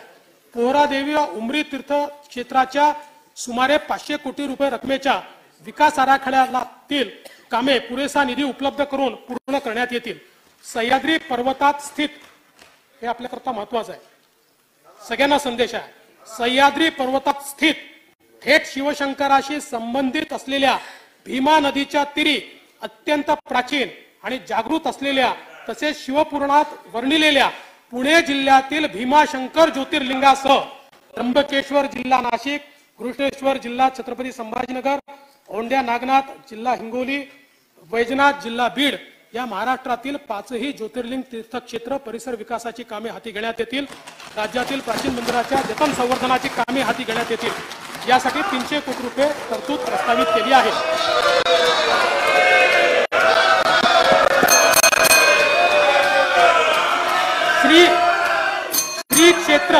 श्री क्षेत्र ज्योतिबा परिसर संवर्धन प्राधिकरण स्थापन करून त्याकरता 50 कोटी रुपयाचा निधी उपलब्ध करून देण्यात येईल.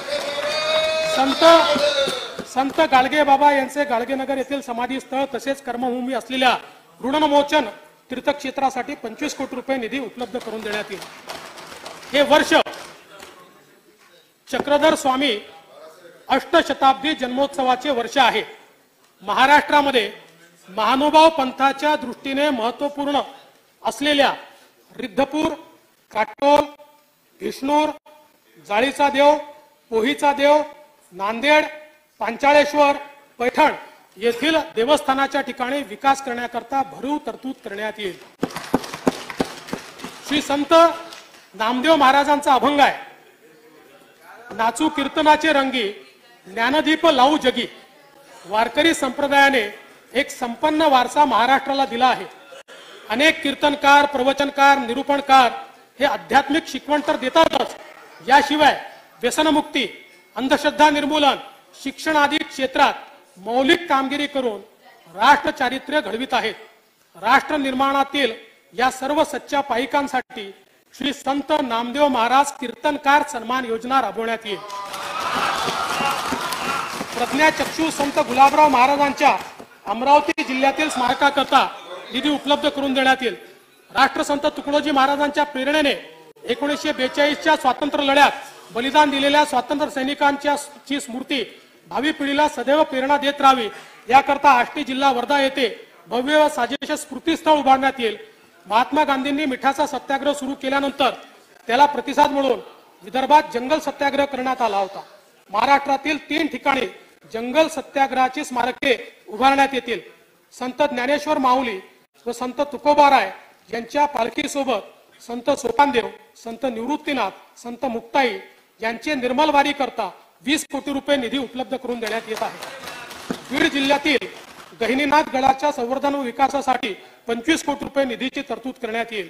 छत्रपती संभाजी नगर जिल्ह्यातील म्हैसमाळ, वेरूळ, खुलताबाद, सुलीभंजन विकास आराखड्यास आवश्यक निधी उपलब्ध करून देण्यात येईल। त्याला मागे दिलाय तो थोडा रोखला होता, तो तुम्ही रोखला होता म्हणजे आम्ही देऊ पुरा।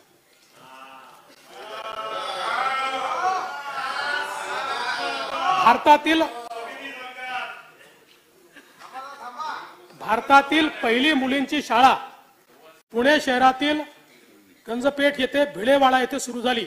या जागेवर ज्ञानज्योती सावित्रीबाई फुले राष्ट्रीय स्मारक निर्माण करण्यासाठी 50 कोटी रुपयाचा निधी ठेवण्यात आलेला आहे।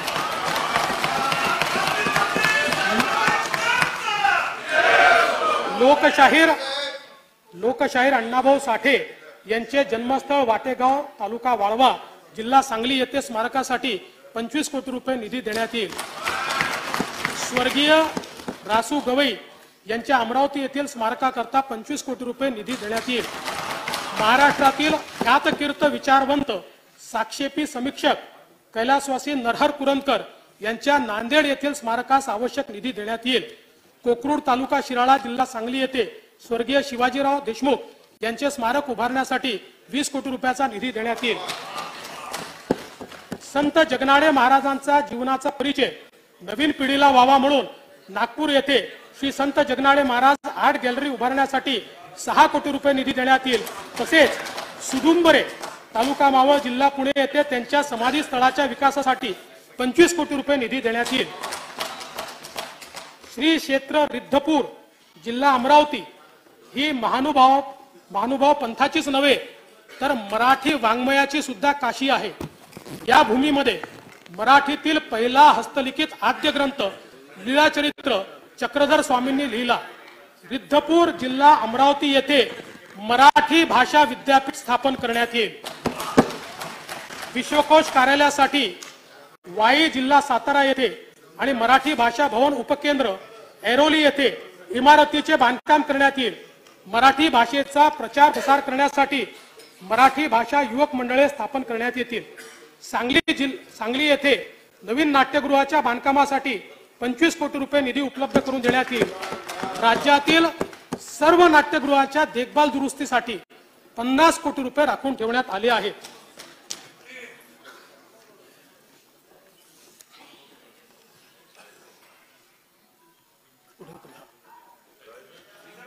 दादासाहेब फाळके चित्रनगरी गोरेगाव, मुंबई व कोल्हापूर चित्रनगरीमध्ये आंतरराष्ट्रीय दर्जाच्या आधुनिक सोयी सुविधायुक्त स्टुडिओ लॅबची निर्मिती 115 कोटी रुपये करण्यात येईल। त्यासाठी 115 कोटी रुपये नियतव्यय प्रस्तावित आहे।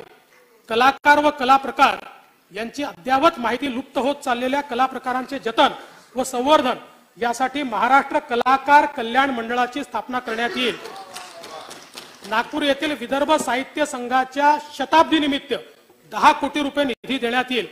मराठवाडा मुक्ती संग्राम अमृत महोत्सवी वर्षानिमित्त विविध कार्यक्रम आयोजित करण्यात येत आहेत। त्यासाठी करता पुरेसा निधी उपलब्ध करून देण्यात आलेला आहे। तुम्हाला माहिती पुरेसा दादा तुमच्याच बजेट मधलं शिकलो कसं लिहायचं ते। स्वर्गीय शंकरराव चव्हाण सुवर्ण महोत्सवी पत्रकार कल्याण निधी 50 कोटी रुपये इतका आता करण्यात आलेला आहे। सन 2023-24 या वर्षाकरता कार्यक्रम खर्चाकरता वित्त विभागास 190 कोटी, सांस्कृतिक कार्य विभागास 85 कोटी, मराठी भाषा विभागास 65 कोटी, विधी व न्याय विभागास 694 कोटी, माहिती व तंत्रज्ञान विभागास 1342 कोटी, तर महाराष्ट्र विधानमंडळ सचिवालयास 500 कोटी रुपये नियतव्यय प्रस्तावित आहे. आता मला चिठ्ठी अशी आली आहे की मी 2 पॅराग्राफ विसरलोय वाचायचे.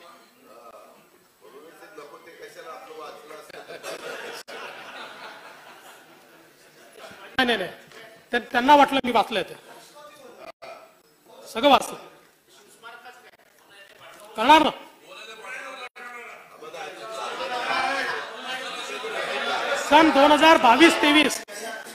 सन 2022-23च्या अर्थसंकल्पात 4,03,427 कोटी रुपये महसुली जमा अपेक्षित होती.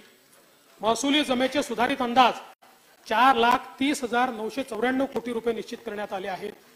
सन 2022-23च्या एकूण खर्चाचे अर्थसंकल्पीय अंदाज 4,95,404 कोटी रुपये व सुधारित अंदाज 5,28,285 कोटी रुपये असून आपत्तीच्या काळात राज्यातील जनतेला केलेली भरीव मदत इत्यादी कारणांमुळे 22-23 या वर्षाच्या खर्चाच्या सुधारित अंदाजात वाढ झाली आहे.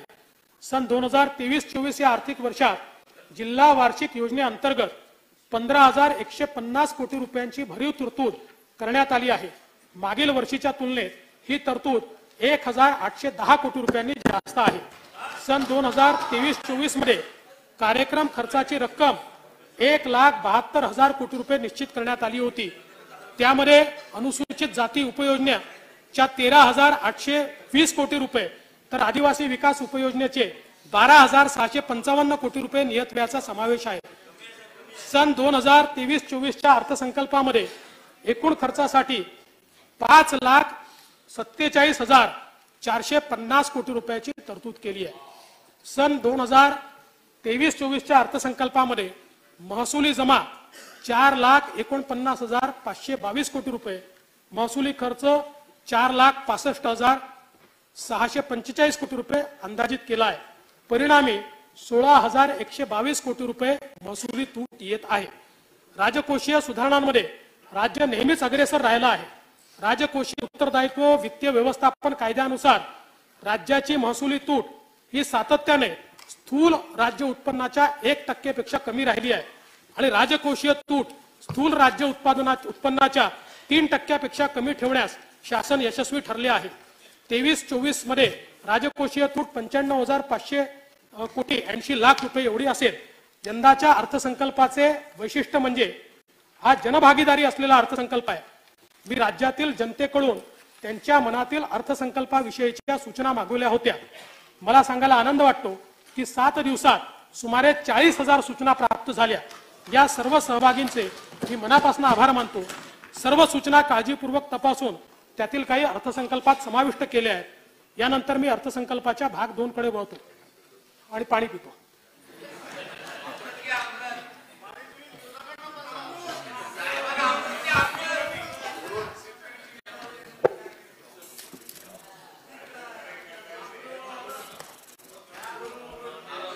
आता मी अर्थसंकल्पाचा भाग 2 सभागृहासमोर सादर करीत आहे. सन 2022-23 या आर्थिक वर्षासाठी राज्याचा स्वतःचा कर महसुलाचा सुधारित अंदाज रुपये 2,75,786 कोटी रुपये इतका आहे.